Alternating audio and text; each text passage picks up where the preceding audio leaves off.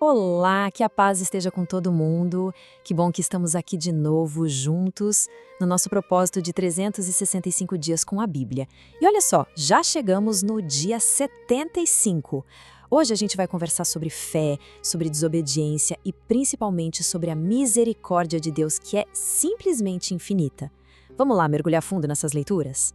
Sabe, a nossa jornada hoje começa com um som que atravessa o século, sabe?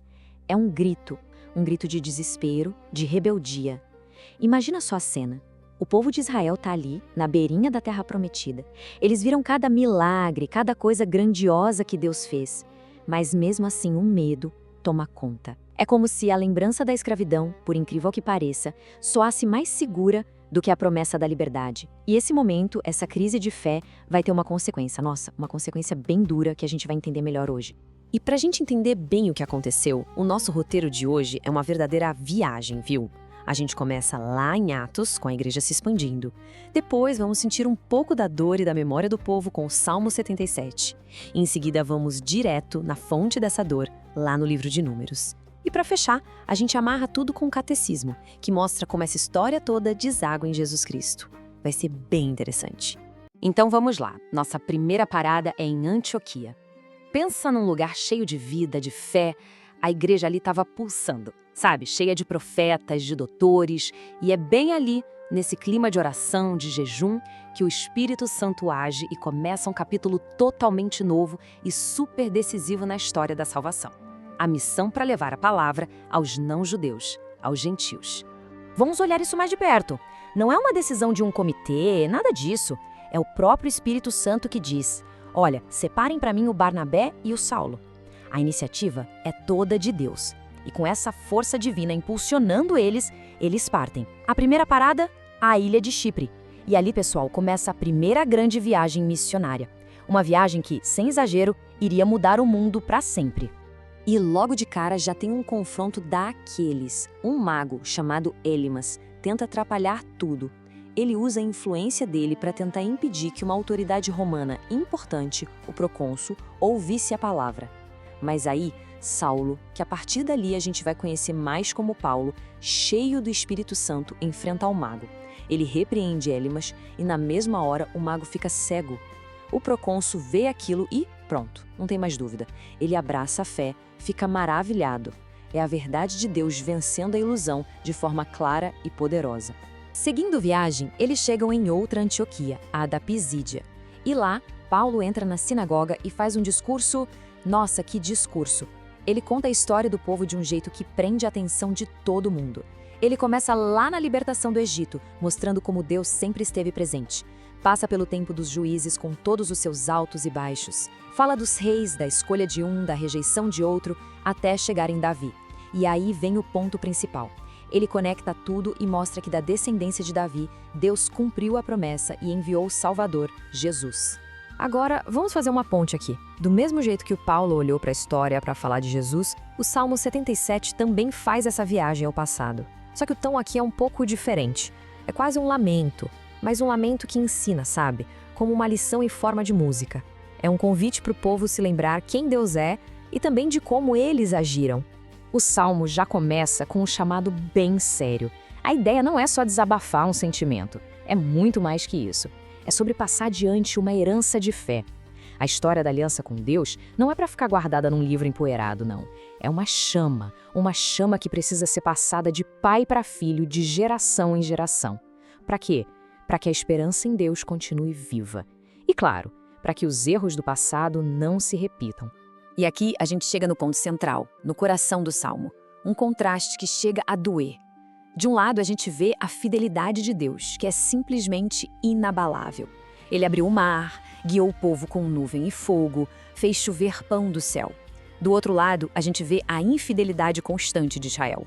Eles esqueceram, reclamaram, quebraram a aliança, testaram a paciência de Deus de todo jeito. É a história de um amor divino que não desiste, sabe? Mesmo diante de tanta fragilidade e rebeldia. E o final do Salmo, nossa, é talvez o coração de toda a Bíblia. Porque apesar de tudo, a última palavra de Deus nunca é a raiva, é a compaixão. Ele se lembrava que eles eram frágeis, humanos, um sopro que passa e não volta. E essa misericórdia imensa que segurou a ira de Deus lá no deserto, é a sementinha do perdão que séculos depois floresceria de vez lá na cruz. Ok, agora a gente sai da poesia do Salmo para entrar na história real, no acontecimento que muito provavelmente inspirou esses versos. Vamos lá para Números. A gente vai ver o momento exato em que aquela geração que saiu do Egito selou o próprio destino por causa da falta de fé. A cena é de uma tristeza, de uma tragédia enorme. 12 espiões tinham ido ver a Terra Prometida. 10 deles voltam apavorados, dizendo: a terra é boa, mas o povo de lá é gigante, não dá pra gente. E aí o pânico se espalha como fogo. Apaga da memória do povo todos os milagres que eles já tinham visto. Josué e Caleb, os 2 espiões que confiaram em Deus, chegam a rasgar as roupas, implorando para o povo ter fé. Mas não adianta. O povo, cego pelo medo, quer apedrejar os 2. Eles simplesmente rejeitam a promessa e pedem para voltar a ser escravos no Egito. Dá para acreditar? E nesse momento, a glória de Deus aparece. Moisés corajosamente intercede pelo povo. E Deus, na sua misericórdia, não destrói todo mundo. Mas a justiça precisa ser feita. E a consequência vem. A sentença é clara. Para cada um dos 40 dias que eles exploraram a terra com medo, eles vão passar 1 ano vagando pelo deserto. 40 anos. Nenhum homem daquela geração rebelde com mais de 20 anos ia entrar na terra. Apenas os filhos deles, aqueles que eles diziam que seriam capturados, esses sim herdariam a promessa. Logo em seguida, no capítulo 15, a gente vê algumas leis que ajudam a entender melhor essa aliança. E tem uma distinção super importante que Deus faz. Existe o pecado que a gente comete sem querer por engano, esse tem perdão, tem um sacrifício para isso. Mas existe também o pecado consciente, aquele feito de propósito, que é um desprezo direto à palavra de Deus, uma rebeldia clara.